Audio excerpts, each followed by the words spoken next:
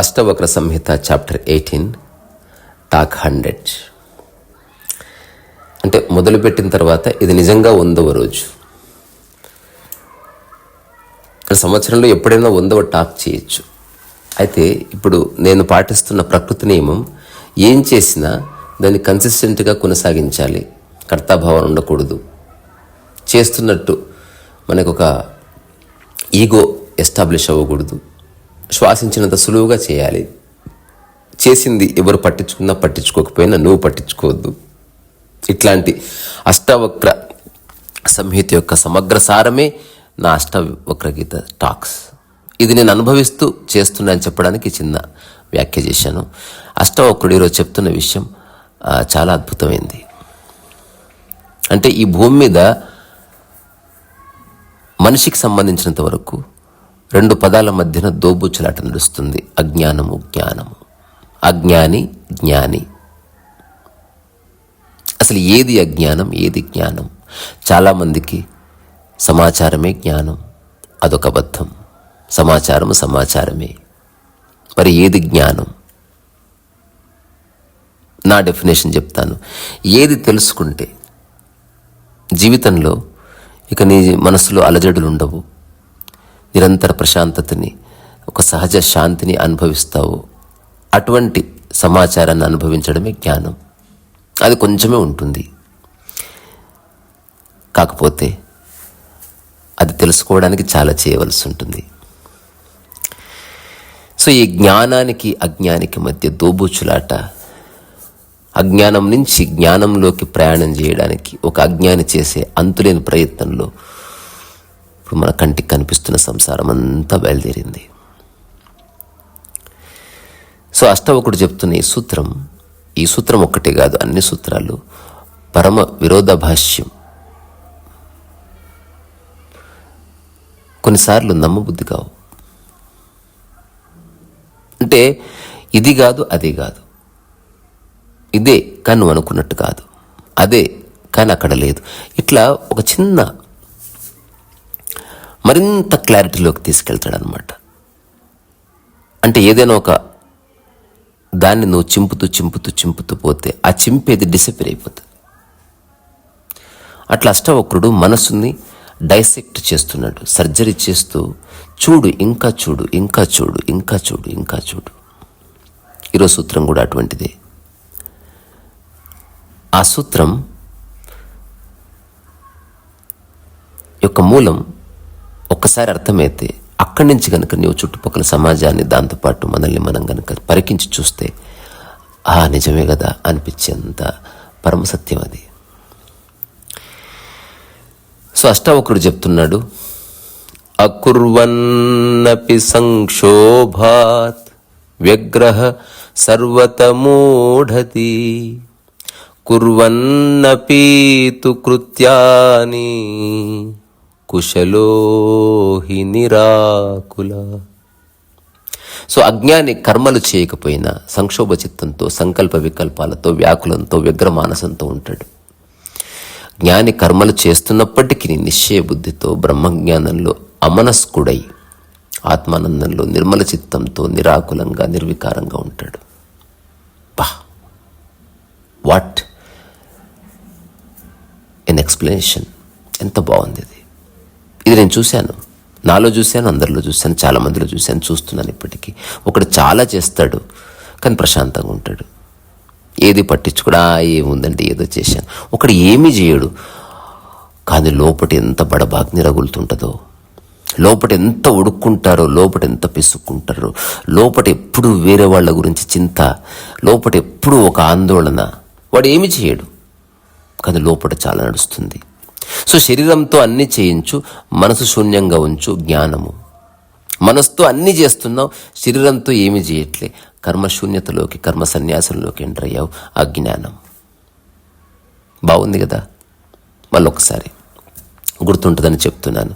శరీరంతో అన్నీ చేయించు, మనసులో శూన్యంగా ఉండు, అంటే కర్తాభావన లేకుండా ఉండు, ఏది పట్టనట్టుండు. మనసును వాడుకొనే శరీరంతో పని చేయించవలసింది, కానీ దాని ఫలితాన్ని మనసు పట్టుకోవద్దు, గింతే చేయవలసింది. ఇంతకంటే ఏమీ లేదు. ఆధ్యాత్మిక సారమంతా ఇంతే. మనసును వాడుకొని శరీరంతో అన్నీ చేయించు, కానీ శరీరంతో చేసిన తర్వాత వచ్చే ఫలితాన్ని మనసు పట్టుకోకపోతే అదే విముక్తి, అదే మోక్షం. అట్లా ఉండగలిగేలా నిన్ను చేసేటువంటి చిన్న సాధనే జ్ఞానం. అట్లా నీకు చెప్తున్న వాడే గురువు.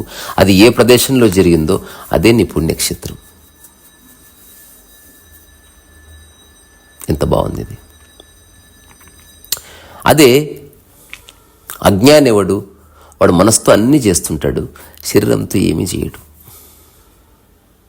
సో ఎవరైతే జ్ఞానాన్ని పొందారో వాళ్ళు శరీరాన్ని చాలా బాగా వాడుకున్నారు. ఎవరైతే అజ్ఞానంలో ఉన్నారో వాడు శరీరాన్ని మెల్లగా మూలకేసి మనసులో ఎక్కువగా ఆలోచించడం మొదలుపెట్టాడు. He became a mere philosopher. అతను అద్భుతంగా మాట్లాడతాడు, కానీ కర్మ సన్యాసం ఉంటుంది, కర్మశూన్యత ఉంటుంది. అంత వేస్ట్. చాలామంది సాధువులు సన్యాసులు ఒకప్పుడు ఏమీ చేయవలసిన అవసరం లేదు, ఏమీ చేయకుండా ఎలాంటి సృజన ఉండదు, ఎలాంటి అందం ఉండదు, ఎలాంటి ఆవిష్కరణ ఉండదు. ఎందుకంటే కర్మను వదిలేశారు కాబట్టి. కర్మను వదిలిపెట్టకూడదు. కర్మ సన్యాసం వద్దు, కర్త సన్యాసం కావాలి. సో అజ్ఞానం అంటే ఏమిటి అంటే నీ మూల స్థితి, నీ మూల స్వభావం నీకు తెలియకపోవడం. ఎగ్జాంపుల్, నువ్వు ప్రయాణం చేస్తున్నావు. అజ్ఞానం అంటే ఏంటి? నీ బ్యాగు నువ్వు మర్చిపోవడం. విమానం ఎక్కుతున్నావు, నీ పాస్పోర్ట్ నువ్వు మర్చిపోవడం. అదే అజ్ఞానం అంటే. అంటే ఏది గుర్తుపెట్టుకోవాలో, ఏది ఉంటే ప్రయాణం ఉందో అదొక్కటి ఉండని, మిగతావన్నీ పోయినా పర్వాలే. నీ మూల స్థితి ఏమిటి? నీ ప్రశాంతత, నీ సుఖం. నెక్స్ట్ సూత్రంలో అదే చెప్తాడు, నిరంతర సుఖాన్ని అనుభవించు అంటాడు.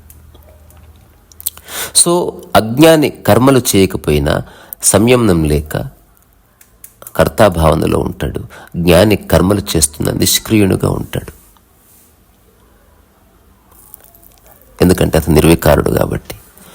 అతని మనసు నిరాకులం, ఎలాంటి వ్యాకులత ఉండదు. అకుర్వన్నపి సంక్షోభాత్ వ్యగ్రహ సర్వత్ర మూఢధీ. కుర్వన్నపి తు కృత్యాని కుశలోహి నిరాకుల. ఏమీ చేయకపోయినా ఒకడు మూఢుడు నిరంతరము వ్యాకులతలో ఉంటాడు. ఊర్లో ముసలోళ్ళు ఉంటారు, ఏమి చేయరు, కానీ ఎంత బాధ ఉంటుంది. ఎప్పుడు వేరే వాళ్ళ గురించి ఆడిపోసుకోవడము, అక్కసు వెళ్ళగట్టడము చూస్తున్నాం మనం. దీన్నే చాదస్తం అంటాం. అంటే అనవసర విషయాల్ని అతిగా సాగదీసి చెప్పింది చెప్పి, ఎవరన్నా నీ మాట వినకపోతే వాళ్ళ గురించి అతిగా చెప్పి, ఎవరన్నా వినేవాళ్ళు దొరికితే వాళ్ళని మెచ్చుకొని వాళ్ళ బుర్రలు ఖరాబ్ చేసి చివరికి కొన్ని 100 సంవత్సరాలైనా నువ్వు ఏమీ సాధించేది ఉండదు. సో ఈరోజు ఈ సూత్రం, దాని యొక్క వ్యాఖ్య మీ హృదయంలో నాటుకోండి. వీలైతే ఒక పేపర్ మీద రాసుకోండి. ఎవడు జ్ఞాని, ఎవడు అజ్ఞాని, చిన్న డెఫినేషన్. ఇది పుస్తకాల్లో కూడా దొరకదు, వెతికినా దొరకదు. ఇక్కడ నేను చెప్పే దాంట్లో సమాచారం యొక్క ఉపయోగం లేదు. సమాచారం అవసరమైన మేరకు వాడుకో. మన ఇంట్లో ఉన్న కిచెన్లో ఉన్న వస్తువులు లాంటివి అవసరమైతే వాడుకో, లేకపోతే అట్లా ఉంటాయి అంతే. జ్ఞానం అంటే శరీరంతో అన్ని పనులు చేస్తూ మనసులో ఏది అంటకుండా ఉండడం, మనసును వాడుకుంటూనే. కానీ శరీరం ద్వారా మనసును వాడుకొని చేయడం ద్వారా వచ్చిన ఫలితాన్ని తిరిగి మనసు పట్టుకోకపోతే నువ్వు జ్ఞానవి. ఇంతకు మించి ఏమీ లేదు. అట్లా కాకుండా నువ్వు శరీరంతో ఏమీ చేయకుండా కర్మ సన్యాసం చేసి మనసులో అన్ని పట్టుకున్నావు. బంగారాన్ని పట్టుకున్నావు, పక్కింటి వాడిని పట్టుకున్నావు, మాటల్ని పట్టుకున్నావు, తర్వాత ప్రతి ఒక్కరిని కించపరుస్తున్నావు, అనలైజ్ చేస్తున్నావు, ఆ తర్వాత ఏమేమో చేస్తున్నావు. ఇదంతా రుగ్మత. వాడు అజ్ఞాని. ఒక చిన్న కథ విన్నా. ఒక 2 అజ్ఞానులు కలిశారంట. కూర్చున్నారు గోడ పక్కన. ఆ తర్వాత ఒకడు అన్నాడు, అరే భవిష్యత్తులో పొలం తీసుకోవాలనుకుంటున్నా. నేను పొలం తీసుకోవాలనుకుంటున్నా. Very good. వీడేం చేశాడు, ఒక చాక్ పీస్ తీసుకుని నేల మీద గీత గీశాడు, డబ్బా, ఇదే నా పొలం అంటే. ఇంకొకడు కూడా చాక్ పీస్ గీయబోతుండగా అన్నాడు, నా పొలానికి ఆనుకుని నువ్వు పొలం కొనుక్కోవద్దన్నాడు. అప్పుడు వాడదాన్ని బరాబరు కొనుక్కుంటా పొలం అని ఈ పొలానికి ఆనుకొని ఒక డబ్బా గీశాడు. 2 డబ్బాలే, కానీ 2 పొలాలు అనుకుంటున్నారు. ఒకడన్నాడు, నీ పొలం కంటే నా పొలం పెద్దదన్నాడు. నేను డబ్బు సంపాదించి నీ పొలం కంటే పెద్ద పొలం కొంటానని ఇంకో పెద్ద గీత గీశాడు. వీడి కోపం వచ్చింది, నా కొడక ఎప్పుడు నాతో పోటెందుకు నీకు, ఆ తర్వాత వీడేం చేశాడు, కొన్ని చుక్కలు పెట్టాడు డబ్బాలా. ఇవేంటివేని అడిగాడు పక్కవాడు. ఇవన్నీ నా బర్రెలు అన్నాడు. ఓ, నీ దగ్గర 3 బర్రెలే ఉన్నాయి, నా దగ్గర 10 బర్రెలు ఉన్నాయి అన్నాడు. వీడు 10 బర్రెలు గీశాడు. సరే, ఇద్దరం సమానం చెలో అన్నాడు. ఉత్త చుక్కలంతే అవి. ఆ తర్వాత వాడు ఏం చేసి ఇట్లా గీతలు పెట్టాడు. ఏంటంటే ఇది నా పొలం అన్నాడు. గడ్డి వేసాను అన్నాడు. వాడు అన్నాడు, నువ్వు గడ్డి వేస్తే నేను వరేస్తా అన్నాడు. అయితే నేను కూడా గడ్డి బీకేసి వరేస్తా అన్నాడు. గంభీరత వచ్చింది డిస్కషన్లో. ఆ తర్వాత వీడన్నాడు, ఏమన్నా కానీ నీ బర్రెలు నా దాంట్లోకి వస్తే మాత్రం నీ కాళ్ళిర కొడతా అన్నాడు. ఇప్పుడు పక్కవాడు అన్నాడు, అచ్చా అగో వస్తుంది నా బర్రె. చాక్ పీస్ ఇలా పెట్టి వాడి డబ్బాలోకి తీసుకెళ్ళగానే పక్కన ఒక కట్టె ఉంటుంది, నెత్తి బల్ల కొట్టాడంట. వాడు నెత్తి బల్ల కొట్టాడు. ఇద్దరు హాస్పిటల్లో పడ్డారు. ఇదంతా చూస్తున్న ఒక వ్యక్తి ఉన్నాడు, హాస్పిటల్లో చేర్పించిన వాడు. ఏమైందంటే అసలు ఏ పొలము లేదు, బర్రెలు లేవు, ఆ తర్వాత వరి వేయలేదు, ఏమీ లేదు. కానీ ఉందనుకొని ఇద్దరు నెత్తులు బలగొట్టుకున్నారు. అది మాత్రం సత్యం అన్నాడంట. అందరూ చేసేది ఇదే. లేనిపోని ఊహించుకొని ఎంత ఆందోళన చెందుతారో మాటలు చెప్పలేం. సో నిర్వికారముతో ఉండండి. నేను ఉంటాను, నేనేం సలహాలు ఇస్తలేను. మీరు విన్నా వినకపోయినా నేను ఈ స్థితిలో ఉండి ఈ స్థితిని కొనసాగిస్తాను అప్రయత్నంగా. ఆ తర్వాత అష్టావకుడు చెప్తున్నాడు, సుఖమాస్తే సుఖం శేతే సుఖమాయాతి యాతి చ సుఖ వ్యక్తి సుఖం భుక్తే వ్యవహారేపి శాంతధి. ఇది ఒక కల్మినేషన్. అంటే ఒక మనిషి అనుభవించవలసిన స్థితి. జ్ఞాని ఎలా ఉంటాడని ఒక చిన్న వ్యాఖ్య. సో ఎవడైతే జ్ఞాని ఉన్నాడో, శాంతచిత్తుడు, ఆత్మసుఖంలో సుస్థిర మానసంతో ఉంటాడు.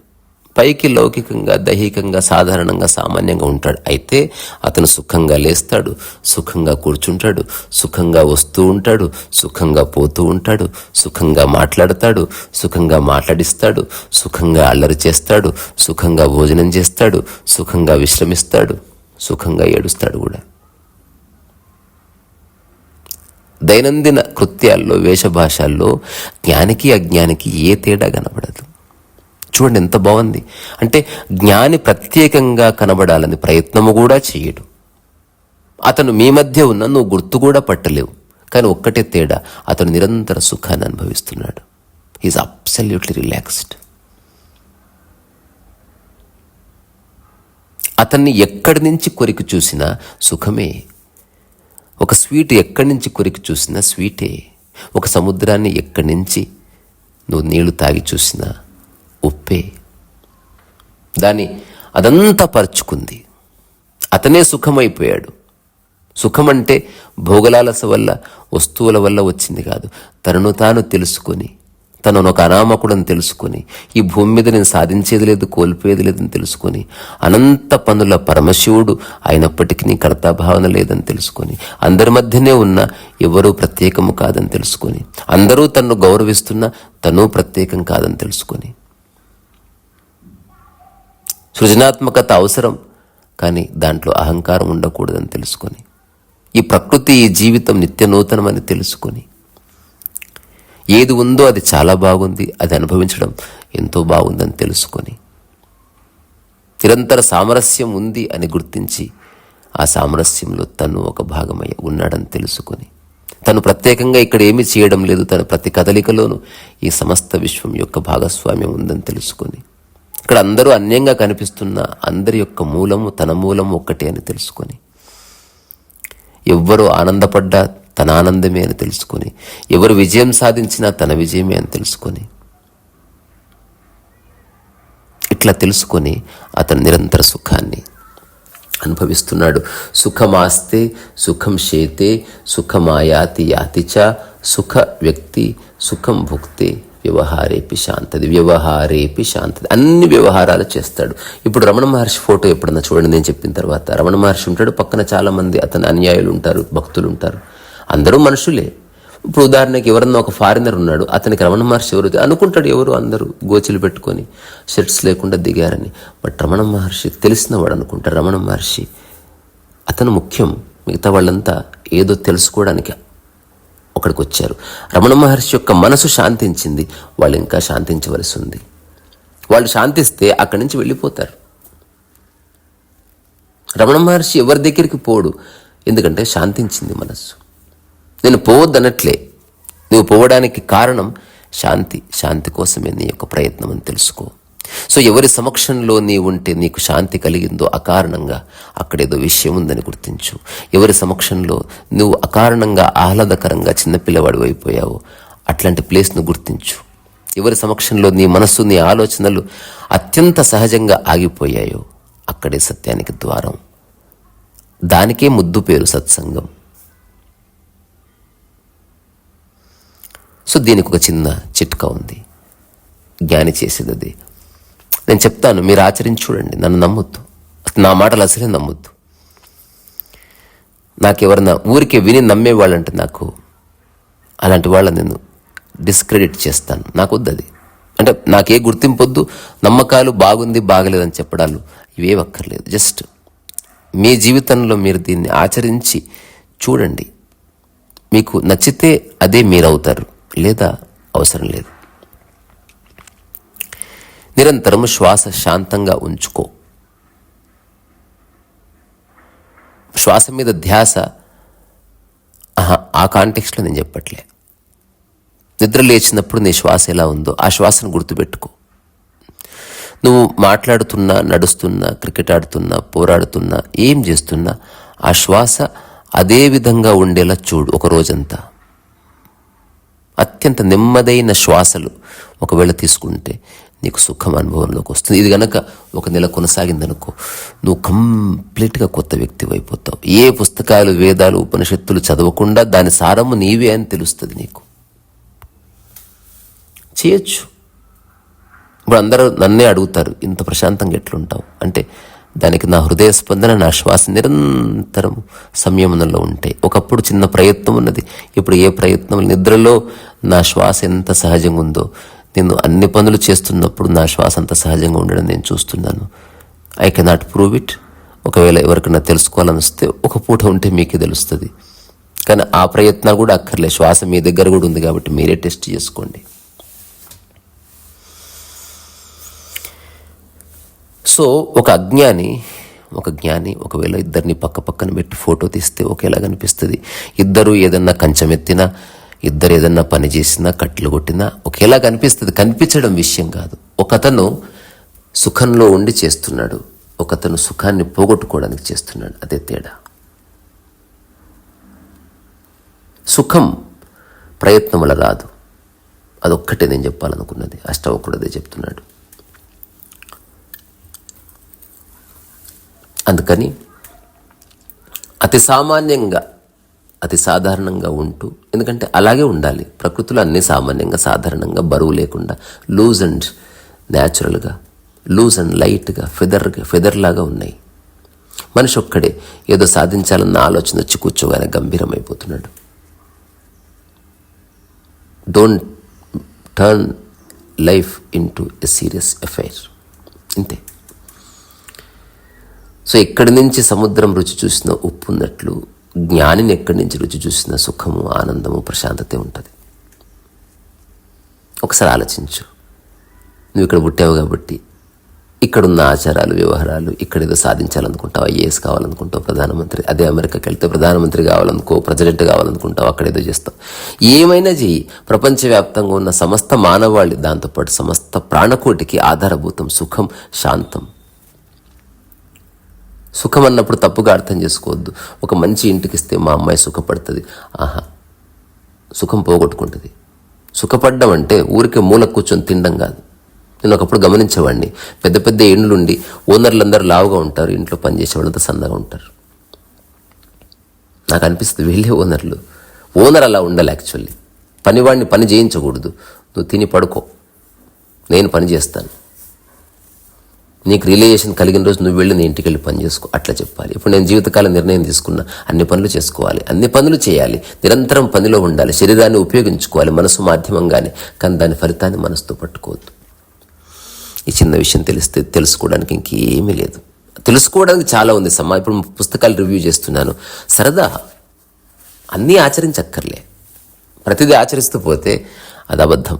అలా జరగదు ఎప్పటికీ. బట్టల షాప్కి వెళ్తావు, అన్నీ కొనుక్కోక్కర్లే. ఒకటి కొనుక్కొని రా, ఒక్కటే చాలు. నువ్వు ఎప్పుడూ ఒకటే జత వేసుకుంటావు. అదే సత్యం. సో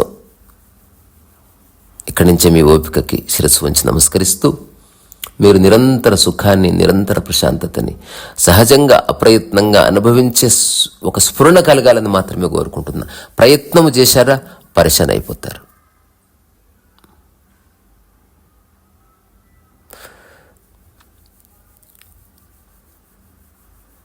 రిసరసో వైసా.